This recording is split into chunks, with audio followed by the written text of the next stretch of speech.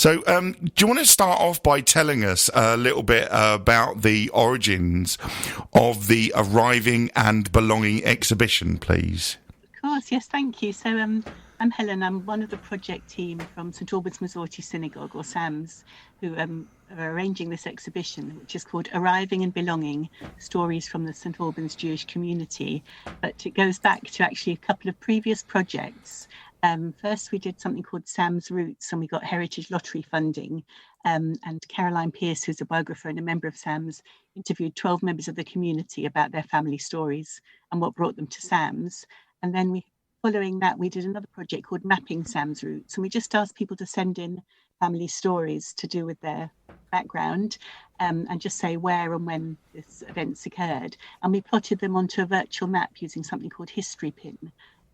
And the stories come from right around the world. We just received our 112th story. Wow. So that's called Mapping Sam's Roots. So then we had all these stories, and we went to talk to Sarah Keeling, who's the curator at the St Albans Museum and Gallery. And it was agreed we were supposed to have an in-person exhibition at the Keepers Galleries there. That was supposed to be February to April this year. So unfortunately, the in-person exhibition has been delayed due to COVID, but I'll tell you a bit more about the online exhibition in a minute. But we were lucky to have some funding in the form of a legacy, which allowed us to work with real professionals who are used to designing exhibitions, because we didn't really know how little we knew really till we started.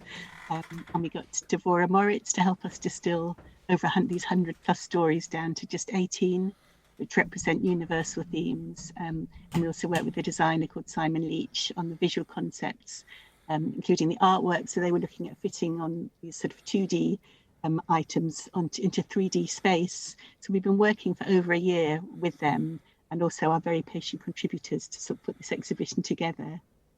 It sounds like a marvellously complex creative exercise to get all of that from, like you say, from a 2D to a 3D format. And just that one aspect of it alone would be, I understand why you've been at it for a year. Also, because of lockdown, there's been a few difficulties in your path as well.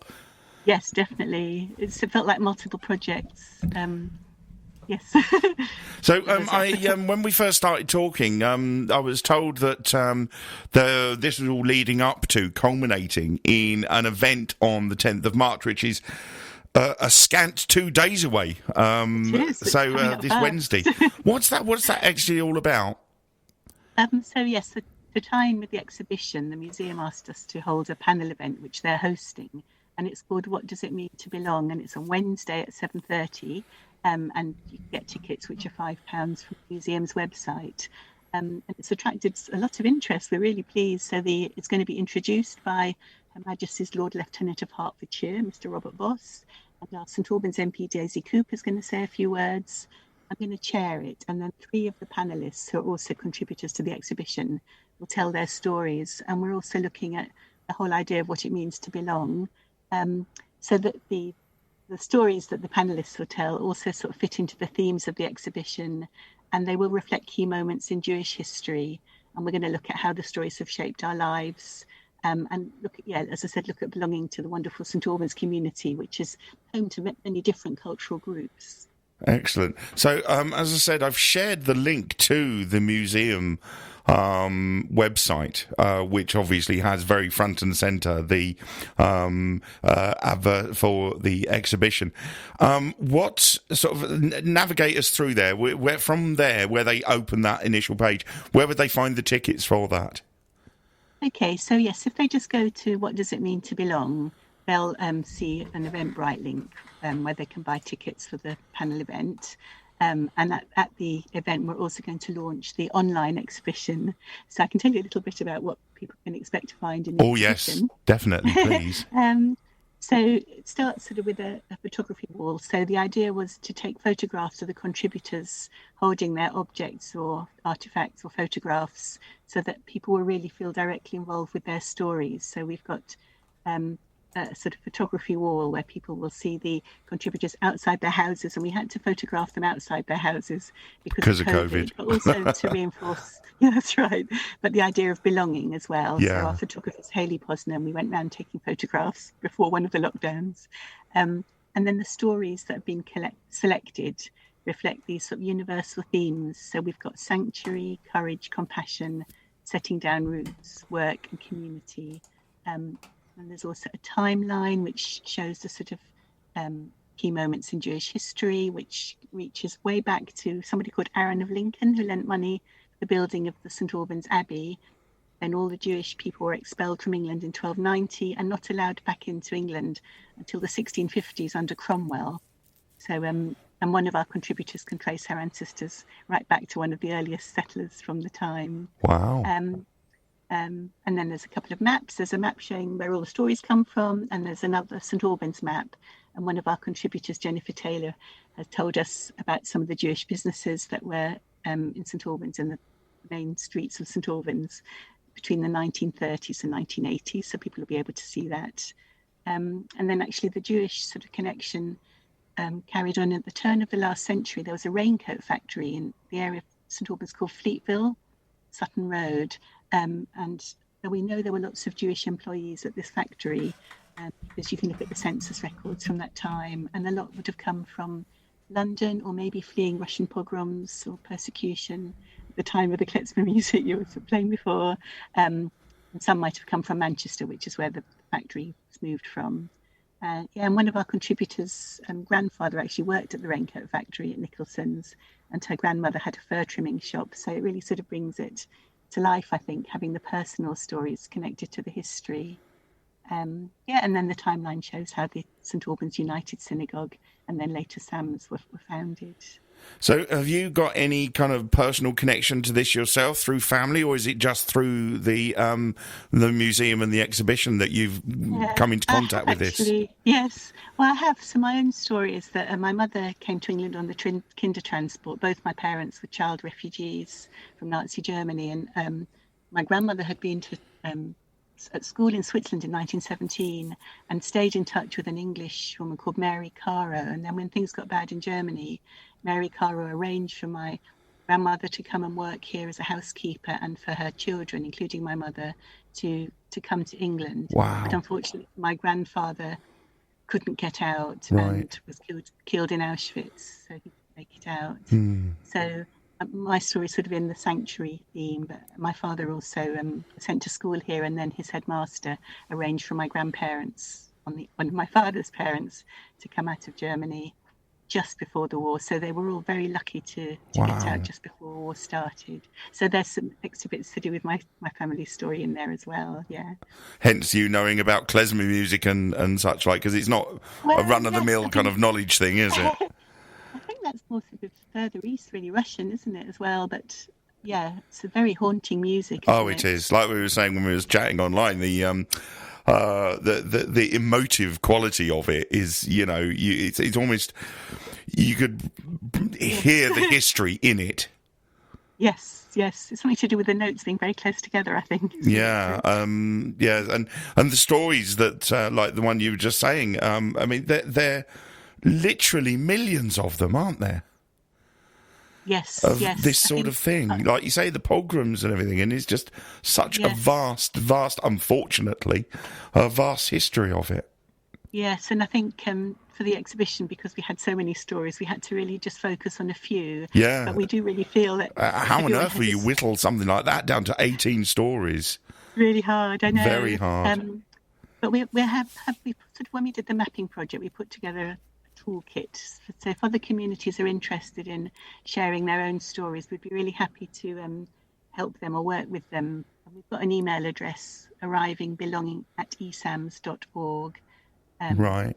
And that's on the exhibition website as well. So because we do feel it's important just to tell each other our stories to help us understand each other better. And I think that's one of the aims of this exhibition as well. And is there an option via the online exhibition for someone who wants to, if they want to take a deep dive into this and go beyond the 18 stories that you're showing? Can people look deeper if they want? Speak to you directly and find out more? Yes.